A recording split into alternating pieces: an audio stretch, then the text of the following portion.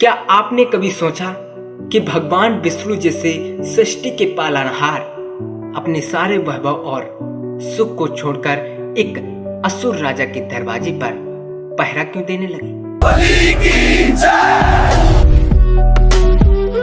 यह अद्भुत कथा है राजा बलि की, जिसकी सबसे बड़ी ताकत उसकी सेना या शक्ति नहीं बल्कि उसका अटूट धर्म, दानवीरता और सच्चाई थी। जब बलि ने देवताओं को पराजित कर तीनों लोकों पर अधिकार जमा लिया और उसका यश चारों ओर फैल गया, तब देवताओं की रक्षा के लिए भगवान विष्णु ने वामन अवतार धारण किया और एक ऐसे छोटे से ब्राह्मण बालक के रूप में उसके यज्ञ में पहुंचे।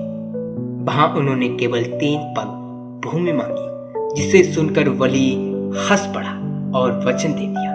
लेकिन जैसे ही वचन पूरा करने का समय आया, वामन ने विराट रूप धारण कर लिया।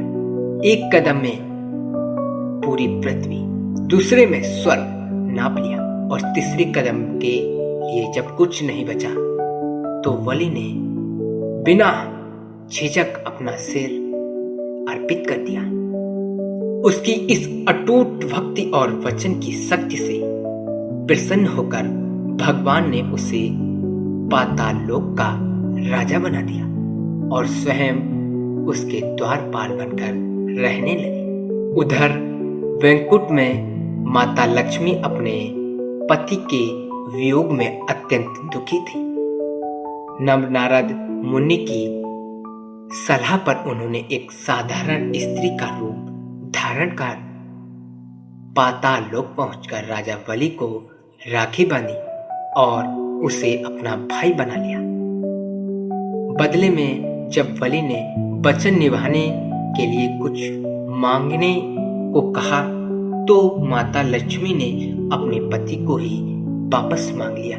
बलि ने खुशी खुशी अपना वचन निभाया और भगवान को विदा किया और तभी से रक्षाबंधन का यह पावन पर्व प्रेम, विश्वास और त्याग की सबसे बड़ी मिसाल बन गया।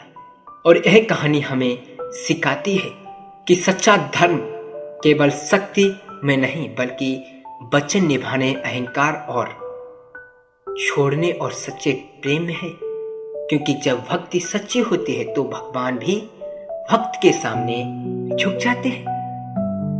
अगर दोस्तों आपको भी ऐसी ही सच्ची और भक्ति खबर चाहिए तो सत्यम राजपुर न्यूज को ज्वाइन कीजिए, सब्सक्राइब कीजिए और अपने दोस्तों तक जरूर शेयर कीजिए ताकि हम आपको ऐसे ही भक्ति भरी कहानी देते रहें। जय हिंद दोस्तों।